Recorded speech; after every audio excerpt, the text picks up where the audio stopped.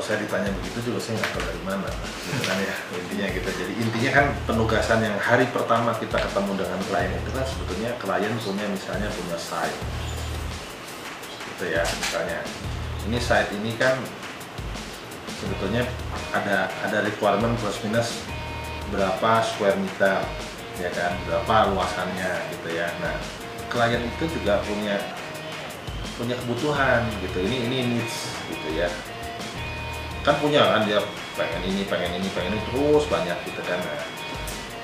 Nah dia datang ke saya itu kan sebetulnya dia udah tahu karakter saya, jadi dia nggak pilih arsitek. Jadi misalnya sama Pak Tan ini karakternya itu begitu, kayaknya cocok dengan rumah yang saya mau buat gitu. Jadi waktu datang ke saya itu dia hanya membawa dua ini, kebutuhan dengan site-nya gitu ya. Nah dari sini baru kita bisa turunkan, ini kita baru coba mulai mendesain gitu. Desain ini sebetulnya problemnya banyak karena kan kita harus sesuaikan dengan ini, dan kita perlu satu saya perlu tanyakan yang namanya budgetnya berapa. Jangan lupa nomor satu nih yang kita harus tahu. Di sini kita coba mendorongkan satu konsep gitu. Waktu itu tanahnya dia sediakan adalah ini cukup besar karena ini tanahnya 25.000 square meter, jadi 2,5 hektar. Ya. Bayangan saya kalau rumah sebesar ini kita mau habisin segini gitu buat rumah kan enggak ya. Ranjang paling gede juga 2x2 ya kan, nggak ada gitu ranjang 5x5 nggak ada ya. Berarti kan kita bikin ruangan pun juga harus tahu sebesar ruangan itu mungkin 3 kali dari luas ranjang misalnya ya. Kadang-kadang dari opsi-opsi mereka itu kita mendapatkan ide gitu. Jadi ide itu datang dari mana? Bukan dari saya sebetulnya. Setengah saya, setengahnya owner gitu. Karena kan kita hubungannya kan harus kayak kita main pingpong. Kalau kita dikasih bola drop shot ya kita harus bikin bola itu hidup lagi dong, gitu kan. Jadi nggak kita matiin gitu kan, kayak kita bikin permainan aja gitu. Bola itu harus hidup. Gitu ya. Kita nggak ada menang kalah di sini. Jadi saya kasih usulan begitu dia mau. Nah, begitu dia rumahnya di sini, berarti kan sangat simpel. Udah, Pak ini saya bilang kalau tanah sebesar gini, saya nggak pengen bikin 2 lantai. Ya kan 2 lantai itu kalau tanahnya kayak di Jepang cuma 100 kita harus bikin 4 lantai misalnya. Tapi kalau kita rumahnya udah tanahnya 25.000 begini, di rumah 1 lantai cukup dong. Gitu. Jadi ide datang sebetulnya dengan cara kita menggali klien.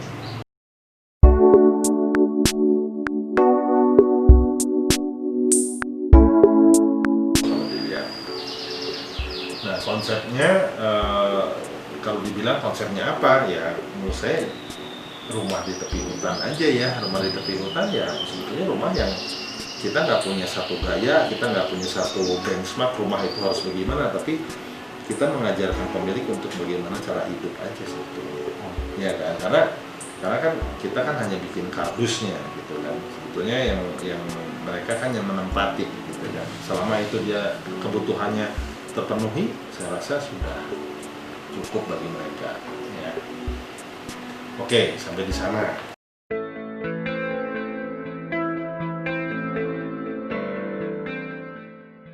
Kendalanya itu sebetulnya kalau waktu kita sudah mendesain sebetulnya kita nggak punya kendala lagi. Kendalanya itu waktu kita menganalisa ini ya kan. Kamu kan lebih penting menganalisanya kan, karena kamu harus menyesuaikan budget yang diberikannya juga gitu. Jadi kalau kendala waktu mendesain itu sebetulnya karena prosesnya ininya kita kurang cermat. Jadi kita di sini malah lebih banyak gitu detailnya gitu. Karena kalau dari lahan, masalahnya lahan terlalu besar juga sulit. Ya kan ibarat kamu punya kanvas yang besar, kamu harus melukis di kanvas itu gitu kan. Itu juga sulit gitu. Nah, gimana cara untuk mencegah itu ya tadi ini. Apakah harus langsung, apakah kita setengah aja gitu. Karena kamu mempunyai kanvas yang besar sekali gitu. Ya. Jadi ini menganalisa itu sampai dengan taraf begini, itu menurut saya lebih penting daripada kita desainnya. Karena desain ini nanti kamu akan muncul sendiri waktu detailing. Oh ini baiknya bagaimana, baiknya seperti apa. Tapi secara konsep awalnya kan kita udah tentukan, oh rumah itu nanti di sini. Jadi saya waktu mendesain ini, saya nggak menentukan rumahnya dulu. Saya menentukan ininya dulu. Kamu harus bisa memfilter ini sebagai filter yang merupakan juga sebagai kendala yang memang harus kamu terima. Karena mendesain ini sekarang sudah lebih mudah. Karena needs-nya kan kita udah tahu, oh perlu 3 kamar, perlu 2 kamar, perlu living room, berapa sering dia mengadakan pesta di rumah misalnya gitu kan, kamu harus tanya gitu. Kamu harus bisa menggali klien. Kadang-kadang klien itu nggak mengerti apa yang dia mau, nah, kamu harus gali. Jadi proses verbalnya banyak, tapi adanya kebutuhan ini harus digali lebih dalam. Karena begitu ini kamu makin rapi, makin halus menggalinya, kamu akan lebih mudah dalam mendesain nanti. Gitu. Karena kan desain itu karakter. Mungkin kamu punya karakter, dia punya karakter mungkin berbeda. Ya. Kebutuhannya sama, 3 kamar, 2 kamar, sama semua, tapi karakternya beda.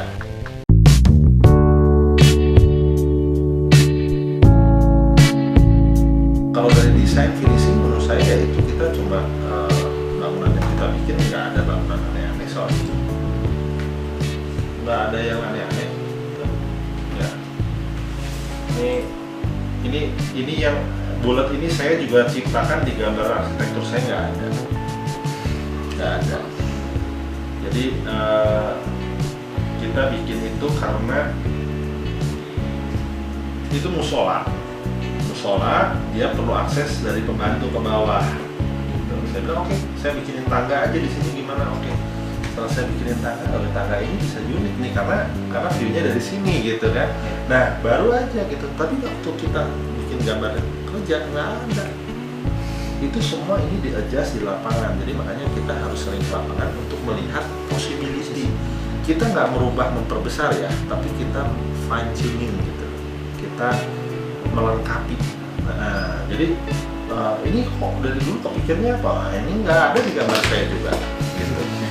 Nah, waktu dia punya kebutuhan, terus saya langsung pikir, oh ini kebutuhan ini bisa unik. Gitu. Nah, barulah saya bikin tangga yang sedikit ada simbol-simbolnya gitu.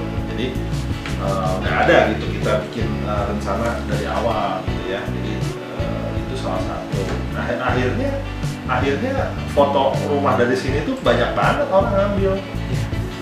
Karena dia bilang, oh ini kok bisa gini ya? Ini kan sinar matahari gitu. Jadi ini kok flat, ini kok ada tebelnya gitu kan, shadow gitu kan. Jadi itu.